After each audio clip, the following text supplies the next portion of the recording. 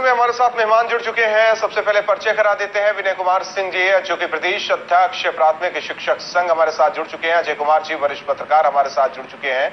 आप दोनों मेहमानों का स्वागत है। विनय कुमार सिंह जी, लगातार हम शिक्षा व्यवस्था को लेकर हल्ला बोल रहे हैं, सुधार कहीं नहीं दिखाई दे रहा।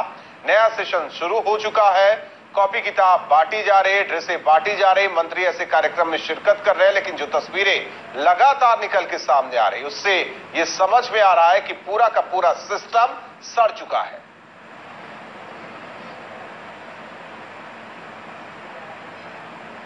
जी राहुल जी, पहले भी डिबेट में ये सारी बातें आई थी। मैंने बिल्कुल स्पष्ट बात बताई थी कि इस समय विद्यालय खुला हुआ है, विद्यालय खुलने के बाद साफ सफाई की व्यवस्था होनी चाहिए। साफ सफाई व्यवस्था नहीं की गई है, बेसिक शिक्षा अधिकारी जनपद के ध्यान नहीं दे रहे हैं, दिक्कतें आ रही। अभी आपने सिद्धार्थनगर का दिखाया जी, और वो बता रहे कि समायोजन की प्रक्रिया चल रही है। हम आपको बताएंगे, अगर समायोजन सरकार को करना था तो समायोजन अप्रैल में कर लेते, मई में कर लेते, जब नया सेशन या छुट्टियों में कर लेते। अब इस समय जब जुलाई में सत्र का द्वितीय चरण स्टार्ट हुआ है, आप समायोजन कर रहे हैं। वैसे भी आपने बताया 65,000 टीचर सरप्लस है, उसके बाद भी अब सारे विद्यालयों में आप टीचर नहीं दे पा रहे हैं। आपको बताया आरटी में जो मानक है वो 60 बच्चों तक 2 टीचर है जी, 60 के ऊपर जो 61 से 90 तक थे, 91 से 120 तक 4, और उसके ऊपर 5 टीचर है। मगर ये समायोजन करके जहां पे टीचर है नहीं है या जहां ज्यादा है उनको हटा के दूसरे लाने की व्यवस्था चल रही है। मगर समस्या यह है कि यह समायोजन किस आधार पर कर रहे हैं? समायोजन हो पाएगा नहीं हो पाएगा? समायोजन ऐसी स्थिति में करना शुरू किया है कि जब बच्चों को किताब कापी दी जानी चाहिए, जब ड्रेस दी जानी चाहिए, ड्रेस अभी बटी नहीं, चलिए ड्रेस की कोई बात नहीं, आप कम से कम जो वहां की मूलभूत समस्याएं हैं, आप विद्यालय साफ सफाई करा दो, आप अध्यापक बेहतर दे दो, आप रैलियां निकलाओ। मगर केवल आपको कहते हो, बिल्कुल हमको कोई अत्युक्त नहीं है कि इनके जो भाजपा के संकल्प पत्र में था, लोक कल्याण संकल्प पत्र में, कि बेसिक शिक्षा परिषद की विसंगतियों को ध्यान में रखकर यह संकल्प लिया गया था कि एक कक्षा एक कक्ष और एक कक्ष एक अध्यापक। उसके आधार पर इन्होंने क्या किया, जहां 5 टीचर होने चाहिए वो हटा के 2 कर दिए हैं। और ये बात अभी आप सिद्धार्थनगर की आप बात दिखा रहे हो कि जहां पे 300 टीचर, जहां 300 बच्चे हैं वहां 1 टीचर है, और जहां 10-20-25 बच्चे वहां 5 बच्चे हैं तो वहां 4-5 टीचर है। 4-5 बच्चों पर 4-5 टीचर, जहां 300-400 बच्चे हैं वहां महज 1 टीचर है। यही बात है राहुल जी, यही बात है कि ये जो बेसिक शिक्षा अधिकारी है संबंधित जिले के, इनके ऊपर क्या शासन प्रशासन ये बात नहीं देख रहा? क्या वहां क्षेत्रीय विधायक ये बात नहीं देख रहे हैं कि जिनके सरकार ने कहा है, लेकिन वो भी हमें लग रहा है मजबूर है ऐसे अधिकारियों के आगे। शिक्षा व्यवस्था भी आता है, बीएसए के आगे मजबूर है वो भी विधायक साहब, तभी जिस तरीके से मजबूर उनका बयान सामने आया है। अरे सर राहुल जी, ऐसे अधिकारियों के आगे तो हमारी शिक्षा मंत्री मजबूर है। सरकार के मंत्री की अधिकारी नहीं सुनते। तस्वीर निकल के सामने आ चुकी कई बार, इंडिया न्यूज ने दिखाया भी, जैसे एक मंत्री फटकार लगाता है एक अधिकारी को, फिर वही अधिकारी उसी गलती को दोहराता है, फिर फटकार लगाया जाता है, और वो अधिकारी मानने के लिए तैयार नहीं। ये स्थिति है सरकार में। अजय कुमार जी, सीएम सिटी का हाल तो बहुत ही बुरा है। हमें कूड़े के ढेर पर स्कूल है या स्कूल में ही कूड़े का ढेर बना दिया गया है? सीएम तो कहते हैं कि कॉन्वेंट स्कूल से बेहतर पढ़ाई होगी सरकारी स्कूलों में। उनका सपना पूरा हो रहा है।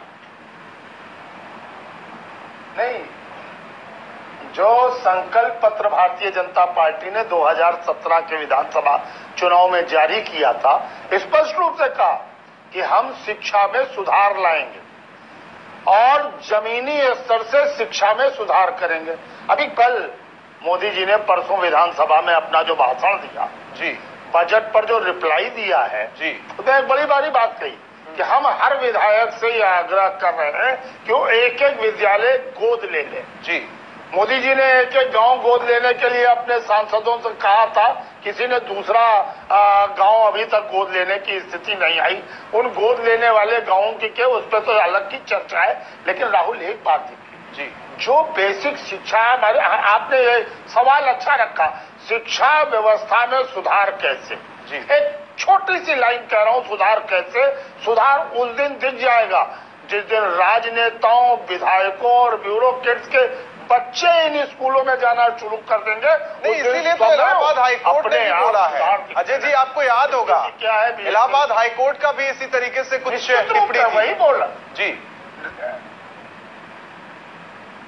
नहीं टिप्पणी थी और इलाहाबाद हाई कोर्ट ने ये कहा था कि जो ब्यूरोक्रेट्स हैं, बड़े अधिकारी अपने बच्चों को यहाँ भेजें, लेकिन कुछ नहीं हुआ।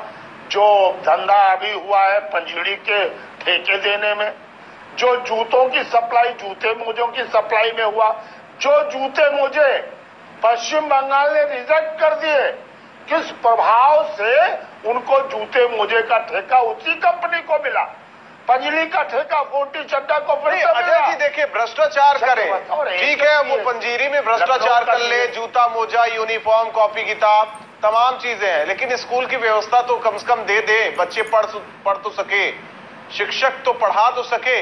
पहले कॉपी किताब नहीं मिलती थी, इसी सरकारी स्कूल से आपने भी पढ़ा होगा, विनय जी ने भी पढ़ा होगा। इस सरकारी स्कूल को हमने भी करीब से देखा है, हम भी टाट पट्टी पर बैठ के पढ़ाई कर चुके हैं, मालूम है स्थिति। पहले कॉपी किताब नहीं होती थी, लेकिन वहां से पढ़े हुए लोग आज क्या राजनीति में नहीं है या ब्यूरोक्रेट्स नहीं बने हुए हैं। वो स्थिति अब इस स्थिति में अंतर है। क्यों? क्योंकि टीचरों की कमी है। पेड़ के नीचे भी बैठ के पढ़ लेते थे सब।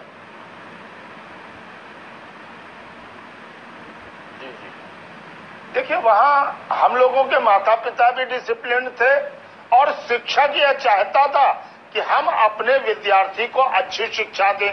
कम से कम उसको इस बात का रहता था कि हमारा बच्चा है, वो ये सोचते थे हमारा बच्चा है। आज जो व्यवस्था हो गई, जिस तरह बीएसए की पोस्टिंग में और किस तरह से टीचर्स पे आप 20 काम लादे हुए हैं, वोटर लिस्ट बनाने का काम उसके जिम्मे, गांव सर्वे करने का काम उसके, वो एक अलग है। लेकिन कई जगहों पर तो अब तो इस रिजीम में नहीं है, लेकिन पिछले रिजीम में यह था कि टीचर की सैलरी 40,000 45,000, वो विद्यालय जाता नहीं था। गांव पंचायत के और गांव सभा के सभापति उसके पक्ष में रहते थे, अपनी जगह 5,000 दे करके औजी पर भेज देता था। ये तो कही इस सरकार ने कह दिया कि विद्यालय के मेन गेट पर टीचर्स की फोटो लगेगी, लेकिन जो समायोजन हो रहा, जो जैसा हमारे कहा कि समायोजन का काम आप अप्रैल मई में कर देते, आज कर रहे हैं समायोजन। जिस विद्यालय में ज्यादा है उनमें हटाने का काम महीनों से व्यवस्था चल रही। और आज ही अभी मैं कुछ देर पहले बेसिक शिक्षा मंत्री क्या बैठा था, कम से कम 25 से 70 साल बाद भी सरकारें आई और गई। सवाल इस बात का है, शिक्षा व्यवस्था में सुधार नहीं हो रहा है, दावे किए जाते हैं। क्या हम उम्मीद कर लें बयानबाजियों से अलग हटकर इनके भाषणों को सुने तो उसमें तो बेहतर हो रहा है? हकीकत जो तस्वीरें आई हैं उसे देखकर तो कह सकते हैं कि वाकई शिक्षा में सुधार होगा। हमें तो नहीं लगता। सीएम सिटी का ये हाल है। हो सकता है कि सीएम ऑफिस भी इन तस्वीरों को देखे।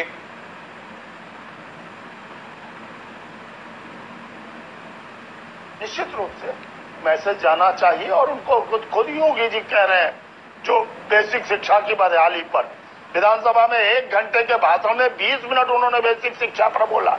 कहीं न कहीं से ये बात है, उनकी भी जानकारी में है, लेकिन जो सुधार होना चाहिए वो तब तक नहीं हो सकता जब तक दृढ़ इच्छा शक्ति न हो। दृढ़ इच्छा शक्ति सब में हो, टीचर्स में भी हो, अभिभावकों में भी हो, ब्यूरोक्रेट्स में भी हो कि नहीं हमें इनका सुधार करना।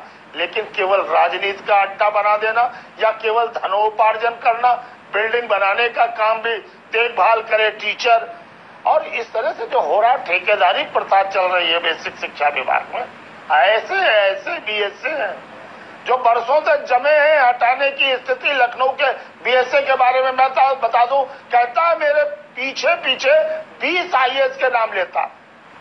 हिम्मत नहीं है इस सरकार को भी वो हटा दे। लेकिन है जो व्यवस्था है, जिस तरह से 25-25, 30-30 लाख रुपए फिर आदत डाल देते हैं। पोस्टिंग में विनय कुमार जी, 100 दिन से सरकार का कार्यकाल ज्यादा हो चुका है, उपलब्धियां तो तमाम गिनाई जा रही हैं। सुधार आपने देखा, आप इससे पहले उम्मीद कर रहे थे कि नहीं बेहतर काम हो रहा है, लेकिन उसी के बीच एक तस्वीर निकल के सामने आ गई थी जब बैग बच्चों को देकर, ड्रेस देकर वापस ले लिया गया था। और आज ये तस्वीर, आप लगातार हमारे साथ हल्ला बोल में, जब भी शिक्षा व्यवस्था को लेकर हम हल्ला बोलते हैं तो आप लगातार मेहमान के तौर पर आते हैं। हमें नहीं लग रहा कि स्थिति में सुधार हो रहा है। आप उम्मीद कर रहे थे, लेकिन अब तो हम यही सोचेंगे कि आपकी भी उम्मीद दम तोड़ रही होगी।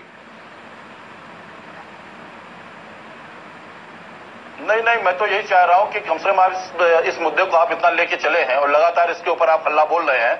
हम लोग भी आपका साथ दे रहे हैं। जैसे अभी अजय जी ने कहा कि कम से कम इन ब्यूरोक्रेट्स के बच्चे वहां पढ़े, कुछ नहीं करना पड़ेगा। अगर एक वहां क्षेत्रीय कोई ब्यूरोक्रेट्स है या कोई भी ऐसा बड़ा आदमी है, वो बच्चे को एडमिशन इसमें करा दे, अपने आप से व्यवस्था सुधर जाएगी। वो घर जाएगा, बताएगा कि हमारे यहाँ ये कमी है, पानी नहीं मिलता, ये नहीं मिलता, वो नहीं मिलता।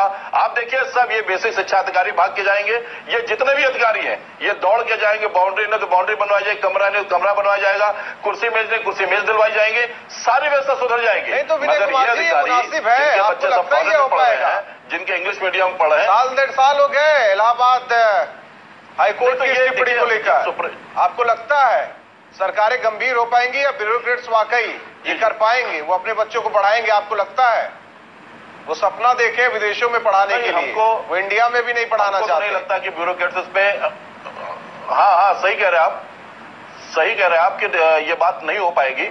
मगर ये है कि कम से कम इस व्यवस्था को सुधारना तो नीचे से लेकर टॉप टू बॉटम, ये चेन जो है, ये चेन बड़ी मजबूत करनी पड़ेगी। अगर इस चेन में कोई भी व्यक्ति बीच में कमजोरी कर रहा है, कोई भी भ्रष्टाचार कर रहा है, जब तक इस ऊपर से लेकर प्रमुख सचिव से लेकर और नीचे बीईओ ब्लॉक एजुकेशन ऑफिसर जो सबसे छोटा अधिकारी होता है, जब तक पूरी चेन नहीं सही होगी तब तक स्थिति सुधरेगी नहीं। ये चेन सही होती, बीच में कोई गड़बड़ कर देता, कोई भ्रष्टाचार करता, कोई दिक्कत करता है। अभी अजय जी बता भी रहे थे, ये बात बिल्कुल सही बात है, बता रहे। वास्तव में ये स्थिति है, नई गवर्नमेंट आई है, 100 दिन से ऊपर हो चुका, 100 दिन हो रहा है। मैं भी चाह रहा हूं कुछ अच्छा हो, और अच्छे के लिए मैं भी चाह रहा हूं। हमें लगता है कहते हैं कि आप दिखा रहे हो 65,000 टीचर, बीमारी है इस व्यवस्था में, शिक्षा व्यवस्था में उपचार नहीं है, दवा नहीं है।